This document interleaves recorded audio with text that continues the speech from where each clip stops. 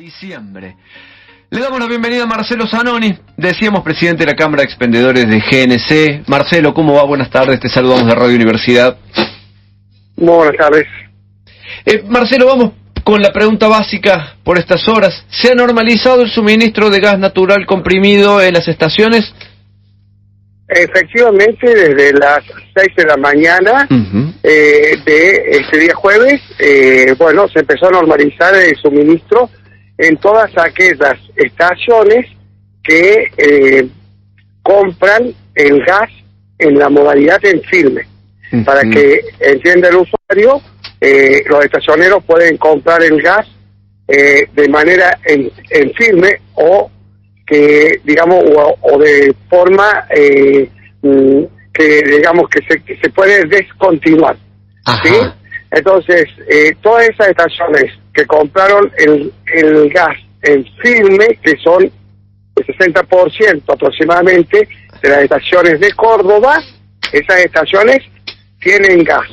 Las que compran gas en una forma que se llama técnicamente interrumpible, esas estaciones en ese momento todavía están sin provisión de gas. Bien, o sea que la prioridad, permíteme que lo reformule a ver si lo entiendo, es para aquellos que tienen un contrato de provisión permanente, aquellos que lo ajustan a la oferta y demanda, por ahora no están teniendo el GNC. Sí, eso es una determinación que toma el estacionero, ¿no? Sí. El estacionero que compra gas en firme lo paga más caro. Le compra a un solo productor o proveedor, ¿sí? Y el proveedor se obliga por contrapartida a entregarle gas los 365 días, las 24 horas. Tanto el productor como el transportista como el distribuidor. Cosa que aquí Ecogas, que es la distribuidora de gas, ayer cortó el suministro de GNC de manera inesperada, porque no mandó previo aviso y sin un aval nacional ni del ente Enargas. Es decir, Ecogas es privado. Sí, claro. Y ellos cortaron el suministro de GNC. Yo la verdad que hasta ahí no tengo alcance de por qué razón Ecogas tomó la decisión de cortar el suministro de GNC. ¿No les explicó? No. Pero lo que, si viene al caso, y te doy una idea o un foco para que se pueda entender qué es la entidad Ecogas, ¿no? Ecogas es en la factura que uno recibe. Sí. Cuando dice cargo por distribución, vos vas a ver que vos, por ejemplo, consumís en gas 5.000 pesos, 6.000 pesos. Cargo por distribución, 20.000 pesos. Entonces a vos te llega una factura de 26.000 pesos. Yo decís, pero ¿cómo? Si tuve mi cocina, mi calefactor funcionando al mínimo.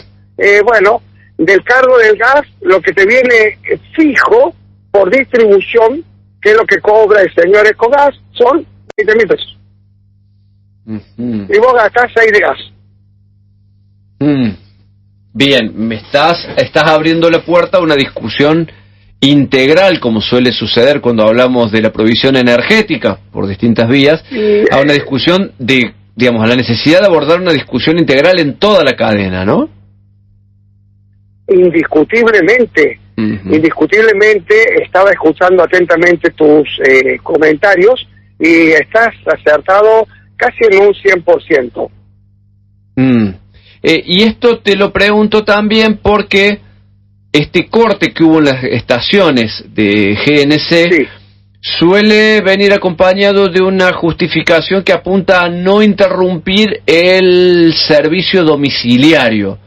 Ahora, ¿por qué en esta situación no se actuó de esa manera? ¿Por qué en esta situación no hubo ni siquiera una explicación? Eso es lo que uno termina de entender. Si corremos el foco de lo que es puntualmente el rubro GNC en el universo del gas, ¿no es cierto? Sí. Lo que está pasando acá es muchísimo más grave que lo que le pasa, digamos, a un rubro como el GNC. Pero el industrial es hasta más importante que el GNC.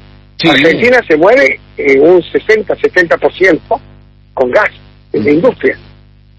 El GNC es una partecita de la industria que indiscutiblemente el día de ayer afectó a 265.000 usuarios que viven funcionando a GNC, taxis, remis, transportes, usuarios particulares, etcétera.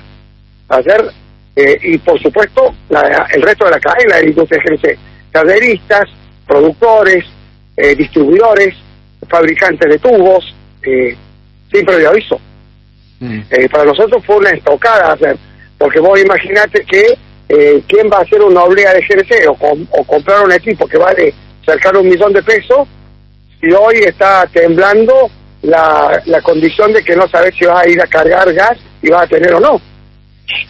Y esto es la punta del iceberg, ¿no? Bueno, eso te quería preguntar, justamente, porque aunque podamos dar por superada esta situación, esta crisis, y luego hablaremos de responsabilidades actuales o concurrentes, digo, aunque podamos dar por superada esta crisis, más de uno se pregunta, nos preguntamos, ¿qué chance hay de que vuelva a ocurrir algo similar? ¿Qué chance hay que por un incremento imprevisto, acaso, del consumo domiciliario, o por alguna otra, o por un problema administrativo en el pago a un barco, por ejemplo, nos veamos de nuevo en una situación como la de estos días, con interrupciones varias, para la carga de combustible, inclusive para lo domiciliario? Bueno, yo no lo llamaría esto como una solución, más bien lo determinaría como un parche en el último momento, porque todos, bueno, o si no, transmitimos, nosotros tenemos hoy este gas porque un barco que venía a traerle gas a Brasil, que es importador neto, no produce gas, ellos solo importan gas, gentilmente Brasil lo dejó pasar para que hoy tuviésemos gas en la Argentina. Sí, y entonces, si la pregunta la cambiamos de lugar y vos me decís, Marcelo, ¿va a faltar gas en la Argentina, no en el GNC? Yo no tengo duda de que va a faltar gas. Entre los políticos que dan miedo y los que dan risa, en el medio está el umbral del dolor de los ciudadanos que estamos aquí adentro. El gasoducto de Néstor Kirchner, sí, era una obra del año 2019 que ya estaba contratada, que tenía 50% privado, 50% estatal, lista para ejecutarse. Por un capricho ideológico se terminó al 50% del año 2023. Ese gasoducto manda 11 millones de metros cúbicos de gas, pero tendría que estar mandando 22 millones de metros cúbicos de gas. ¿Por qué? Porque hay 3 plantas que son plantas compresoras que nunca se terminaron y están sin funcionar. Si vamos al gasoducto del norte, la reversión del gasoducto del norte, esto que de tanto se habla en estos últimos tiempos, es una obra del año 2017, Macri había comprado todos los caños, por desinteligencia de aquel momento no se realizó la obra, se fue postergando, en este año, parte del año pasado y parte de este año se retomó la obra, es una obra que en 65 días queda lista, aún no está terminada.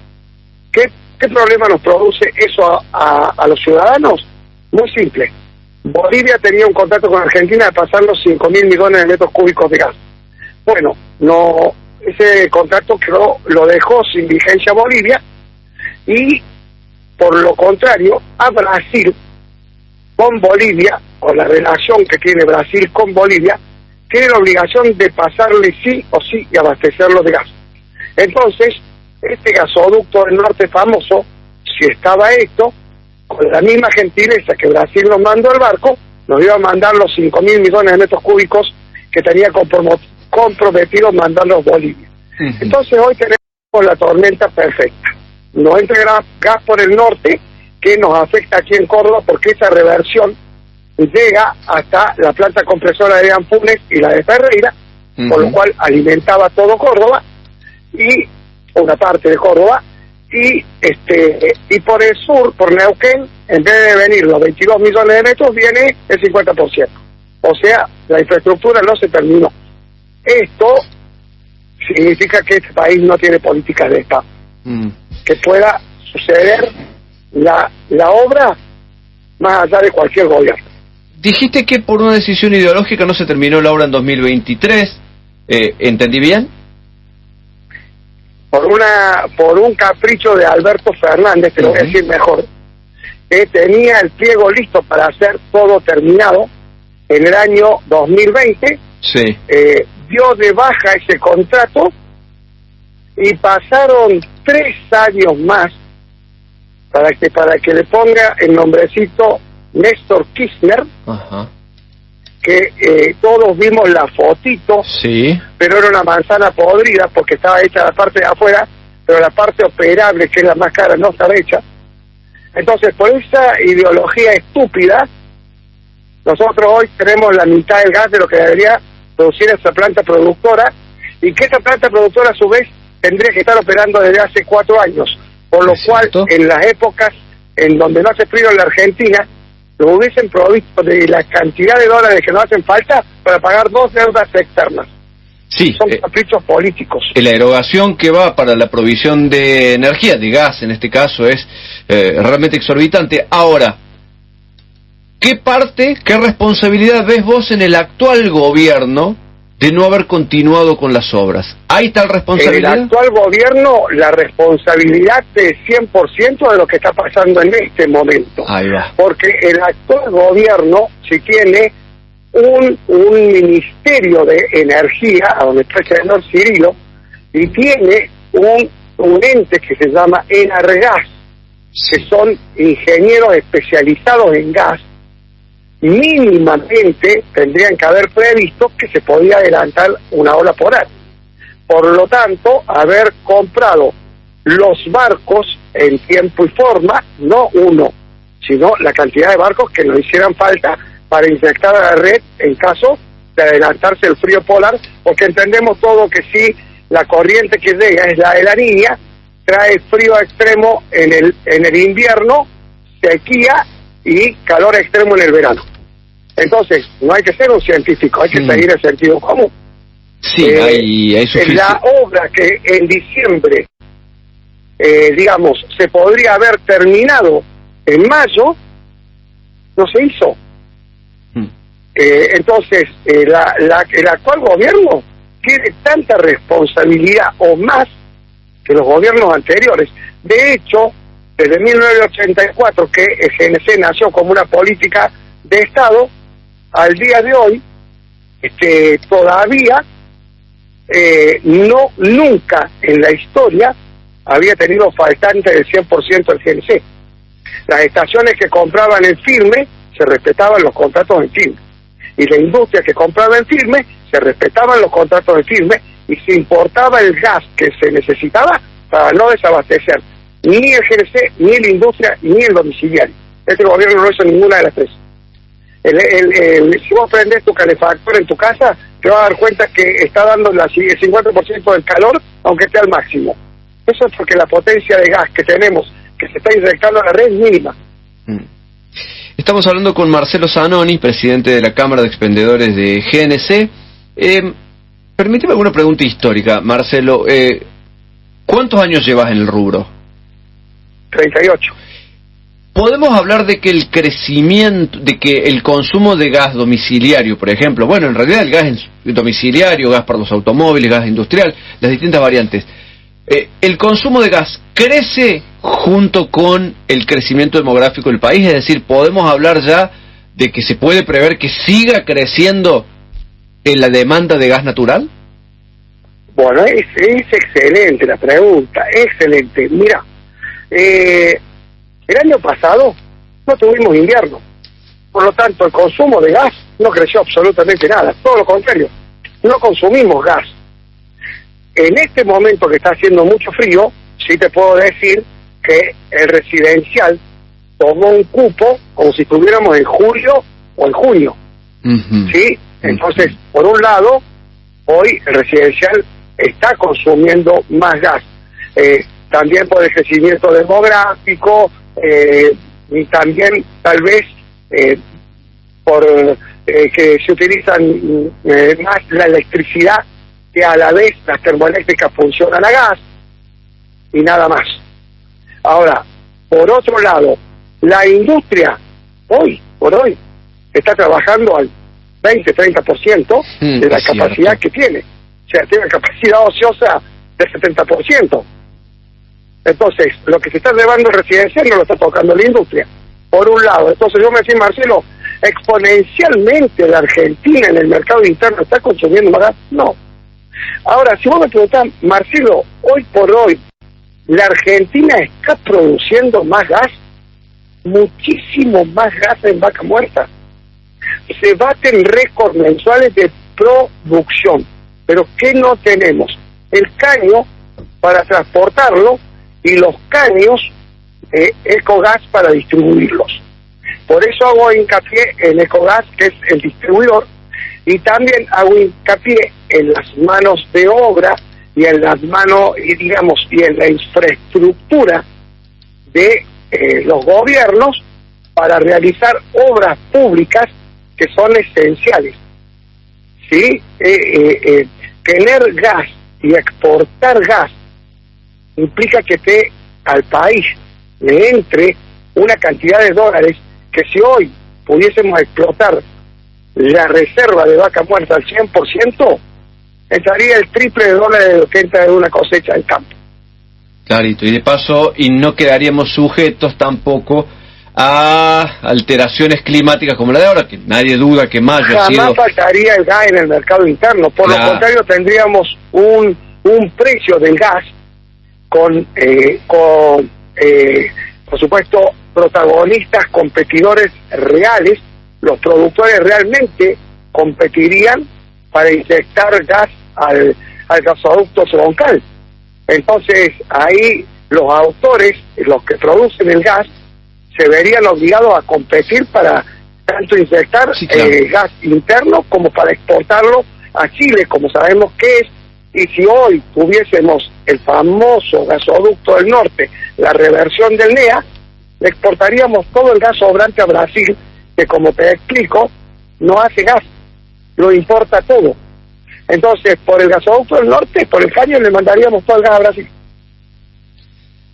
Marcelo, se das cuenta que el gas va por una cañería, no depende del clima frío, ni del clima cálido, ni si hay sequía. Vos lo transportás 365 días, sale de la Pachamama. Entonces, el producto más seguro para invertir.